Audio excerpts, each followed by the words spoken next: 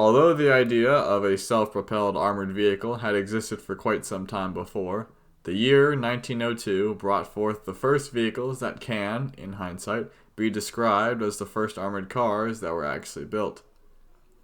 First off appeared the war car, designed by F.R. Sims in Britain. The other development during this year went on in France by the firm of Charron Girardot Voigt, CGV, and they were able to present their vehicle at the very end of 1902 in Paris. Only the rear portion of the vehicle was armored, however, leaving the driver and front passenger completely unprotected. CGV was founded in 1901 by a trio of French motorists, Bernard Charron, Léonce Girardot, and Émile Voigt. The factory they had was based in Puteaux, a western suburb of Paris. Several major industries at the time were located there as well, including the factory of Dion Bouton. After its foundation, CGV started to produce a variety of chassis and engines, which were shown off at the Car and Bike Show in Paris at the end of 1902. 11, or 15, depending on the source, of their models were put on display with engines ranging from 15 to 20 or even 40 horsepower and differing bodywork. The 40 horsepower engine was one of the main attractions, as it was a non-dead center 8-cylinder engine without a governor, and, most importantly, the cylinders were made out of gun steel and drilled out, contrary to being cast, as was far more common at the time. The other main attraction was the armored car. Although the press did not give too much attention to the vehicle, most reports were indeed positive. But since the show was meant to focus on CGV's civilian cars, the audience was not necessarily focused on the new military hardware. The design of the armored car was quite simple. It was basically a regular 15 horsepower 4-seater passenger car, of which the 2 rear seats were replaced by a circular armored construction in a bathtub-like shape. In the middle of this thinly armored encirclement, a pedestal was placed on which a machine gun was mounted. A gun shield provided some protection for the gunner. The driver and passenger sat unprotected in front of the armored tub and were thus vulnerable to hostile fire from all sides. A hinged armored plate could be folded upwards above the front seats though, but, ironically, it only provided protection from their own machine gun and not from enemy fire. The engine produced 15 horsepower, contrary to claims by E. Bartholomew in his book Early Armored Cars, 1988, in which he mentioned that the vehicle was powered by a 40 horsepower engine, or by Alain Gougaud in his book L'Arbre de la Gloire, 1987, in which he mentioned it to have a 50 horsepower engine. The machine gun used was developed by Hotchkiss and based on a design made by an officer in Vienna in 1893. The MLE 1897, as it was known, was exported in 1898 to several countries. This model was further improved, resulting in the MLE 1900. It could fire 600 rounds per minute and was designed to accept 8mm Lebel rounds. Within the vehicle, up to 2,470 rounds could be carried. At the time the CGV was tested, the French army was trialing this machine gun as well for its own use. The use of this new equipment on the CGV, as well as the presence of a Hotchkiss engineer during the military trials, makes it clear that the armored car was developed in conjunction with Hotchkiss. It is likely that the CGV was inspired by the Sims war car, because photographs, reports, and descriptions of the vehicle had already appeared in abundance in contemporary magazines, journals, and newspapers. However, there is no definite proof for this. But, in terms of arms and armament, the vehicles do share many similarities, in the sense that they both feature their armament placed on the pedestal at the top of the vehicle, provided with a gun shield, while sticking out of an otherwise open-topped, rounded armored structure. After the presentation to the public at the show, the armored car was sent to the French army.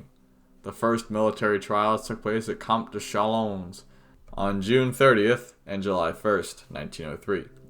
The vehicle was observed by a commission of several officers, including the commander of the artillery of the 12th Infantry Division, the Uzac Squadron Commander, the commander of the artillery of the 5th Cavalry Division, Commander Palloc of the testing board from Versailles, and Colonel Rocquerol. The firm Hotchkiss was represented by engineer M. Herringfett, who also served as a reserve lieutenant of the 33rd Artillery Regiment.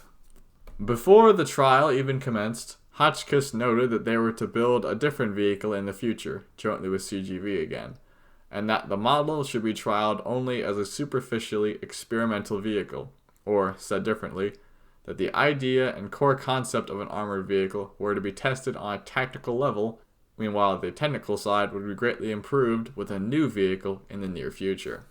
The commission was impressed by the vehicle's accuracy on the move, which turned out to be roughly 50%. They also concluded that the vehicle was powerful enough and maneuverable enough to be able to drive over rough ground and small obstacles if driven by a skilled driver. However, they also saw that the weight of the vehicle being 3 tons as a drawback, as well as the high price point of 45,000 francs, equivalent to 223,000 US dollars in 2015 monies. Furthermore, they thought that the vehicle would be exposed to risks that were out of its proportion to its power.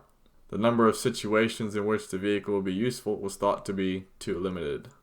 The commission also saw no need in using the armored car as a fighting machine, as that role could also be fulfilled by an unarmored car with a machine gun if it were to accompany a cavalry unit. This idea was further worked out by Captain Genty during the following years. Instead, the commission saw an armored car to be more suitable for the general staff, to allow officers to move quickly and protected, which would make it ideal for reconnaissance missions and to protect against enemy cavalry charges. This idea was actually made into reality with the German Opel Kriegswagen, though obviously this was not a French design. As they had stated before the tests, Hotchkiss and CGV had been working together on a better design, despite the negative conclusion regarding a potential acquisition. This development was not halted, however, and by 1904, Naval Major Paul Alexis Goyer joined the project, and the final design would lead to the fully armored CGV Model 1906, that also featured a fully enclosed turret armed with a machine gun. The original design was not discarded either, and, in 1909, Hotchkiss managed to secure a deal with the Ottoman Empire to deliver 4 armored vehicles known as the Hotchkiss Model 1908 or 1909, whose design was very similar in appearance to the 1902 model. Furthermore, both the 1902 and 1908 models were studied by the Spanish Army when they wanted to acquire an armored vehicle of their own, but instead they opted for another French design, the Schneider Brille. The CGV 1902 marked the beginning of armored vehicle history in France. Initial development went slowly and was basically confined to the firms of CGV and Hotchkiss, although Schneider Brille did deliver 2 armored vehicles to Spain in 1910. Only the Great War would start a sudden and massive increase in the manufacture of armored vehicles in France. The CGV 1902 helped the Army to formulate for the first time their thoughts about armored cars, and it would also provide them a lot of experience to the firms of Hotchkiss and CGV, which helped them to develop their next vehicles.